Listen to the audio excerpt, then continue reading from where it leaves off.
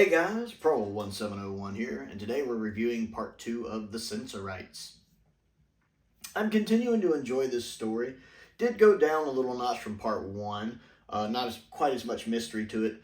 The part where Barbara and Susan were trying to comfort John, I think is his name, at the beginning of the episode did go on a little longer than I liked.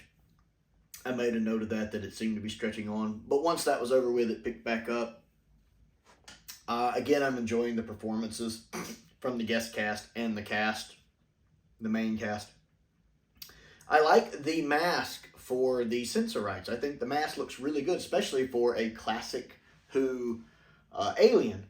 I think it looks pretty impressive. I was pleased with the result of it, especially with the eyes, which is neat because that does come into play in the story. But even before that, I noticed I liked the way the eyes were done. So that looks really good. I like that the aliens don't necessarily seem hostile. Like the part when Ian's brandishing a weapon at them, they seem just as scared of him as he is of them. Or maybe scared is not the right word. Wary, cautious. Which is interesting. They don't come across as a species that likes to do violence. They're just they've been burned by humans before. It mentions in the story, we do get a little exposition on that humans have been there before and done them wrong. So they're not trusting of humans and not wanting the humans to leave because they don't want the humans to report back what they found. As the doctor does figure out why John was so excited before he kind of started losing his mind. I continue to like the set design of the ship, especially the different areas and rooms. Now, there is one part where when William Russell's coming through a door, he kind of catches the door frame and you see it bend from the wall. You can actually see light shining through a gap. And when he lets go, part of the wall kind of and pops back into place. I mean, it's just one of those things, you really only had one take to do it, and it's not a big deal. It's one of those little classic Who moments that happen. And I just found it a little amusing. And of course, William and Jacqueline, of course, being the professionals they are, they ignored it and kept going about the scene.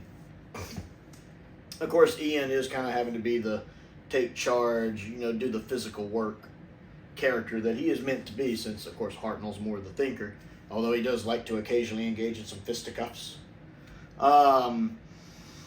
I really liked the reprisal for part 1 when Ian first sees the Sensorite at the beginning of the episode. I did like the little detail that when he first sees it, his eyes widen. Right when he's like, "Doctor, doctor," you see him notice it, and you see his eyes kind of widen like he's in shock. It's just a little touch. That's the sign of a good actor, and I did like that. Susan has been pretty good in this story so far. She actually helped by warding off the Sensorites at the beginning of this episode, and then she helps again by being able to communicate with them, and even agreeing at the cliffhanger of the episode to go with them as long as no one else was hurt. I like the fact she's actually being a bit useful and not irksome in this episode. That's really nice. That does feel like a Susan thing to do, because that's also something the Doctor would do, sacrifice himself to save everybody else, or go with them to save everybody else. So I did like that for Susan in this one. I am absolutely loving Hartnell in this story. Hartnell is like 10 out of 10 own it in this story. I love that we get, of course, that famous line of, "Oh, I don't make threats. I do, however, keep promises, and I promise you." I love that. That whole scene at the end when the Doctor is standing like toe-to-toe with them, confronting them, full of confidence, full of swagger, full of, "I'm the first Doctor and I don't take crap from nobody. I'm the smartest one in the room. You're going to do what I say." I love that. I love that he never feels not in control of the situation, despite the Sensorites pretty much having most of the cards. The first Doctor not backing down, standing there confident, controlling the room. I loved that scene at the end, and Hartnell is just flawless right there.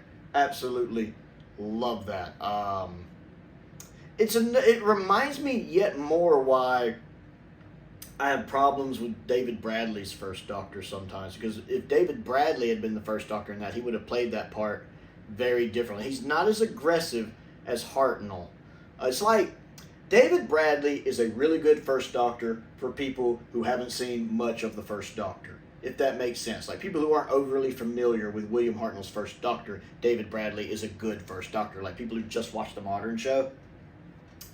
But I think the more you see of Hartnell and get a grasp of his Doctor, you start to see the issues with David Bradley's first Doctor, the problems, the things that don't quite line up, which is basically how I am, because back when Twice Upon a Time had originally aired, I had only seen a handful of first Doctor stories, whereas now I've seen most of Hartnell's stories, and the problems with Bradley's Doctors become more apparent to me. And that's something I think that Herndl did better, because Herndl does come across as that aggressive, confident Doctor, first Doctor more. I still say that Richard Herndl is a much better first Doctor overall than David Bradley. It's not that I dislike David Bradley's Doctor. He's fine for what he's doing. It just doesn't quite click with Hartnell's Doctor, whereas Herndl's Doctor fits to me more with Hartnell's Doctor. Like in the Five Doctors, when Tegan's asking him who he is, you know, I might be any number of people. I happen to be the Doctor. The original, you might say. I love the way he delivers that line, because that's the way Hartnell, to me, would do that. And I love it. So I'm really loving Hartnell in this story, both parts so far. So I'm very much a third of the way in the episode. I like what's going on. Again, I don't know if it's going to hit, you know, especially these middle two episodes, if there's just going to be some padding, or if it's going to start kind of dragging a bit. It is a six-parter. That is possible, especially if they're stuck in the confines of the ship the whole time.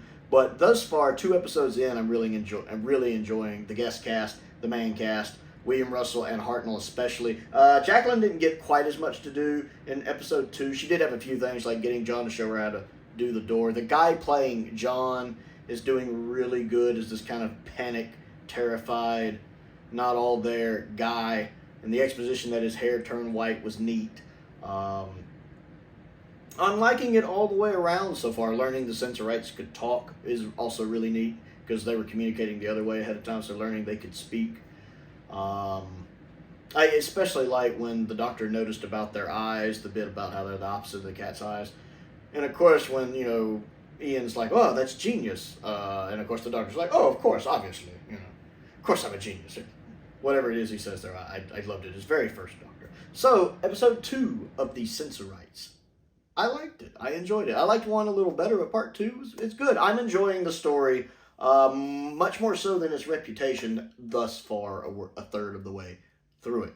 So, episode 2 of the Sensorites. What do you think of it? Comment down below and let me know. Other things to do. Don't forget to click the like button and the subscribe button. I am trying to grow the channel to 1,000 subscribers in 2023. That is my goal for the year. We are well on our way to that, and I certainly appreciate each and every one of you that has subscribed, and each and every one of you that watches regularly. I also have a Patreon if you would like to support me that way. There's a link to that down in the description below. I want to give a shout out to some of my top tier patrons, Stephen Crane, Colin Coney, and Finn Perkins. I appreciate their support, as I do the support of all of my patrons. My entry level tier is only $2 a month, and it does help me keep the bills paid, which I appreciate. I also have a P.O. box. If there's anything you would like to send me to look at and review, this copy of the Sensorites was actually sent to me by one of my subscribers and one of my patrons, Unknown289, who has done a lot to support the channel on Patreon, and he has also sent me several things, which I very much appreciate. So the P.O. box is down there if there's anything you want me to look at and review, Doctor Who related or otherwise. I also have an Amazon wish list. A link to that is down in the description below as well. There, I got that out. Most importantly, though, thank you for watching.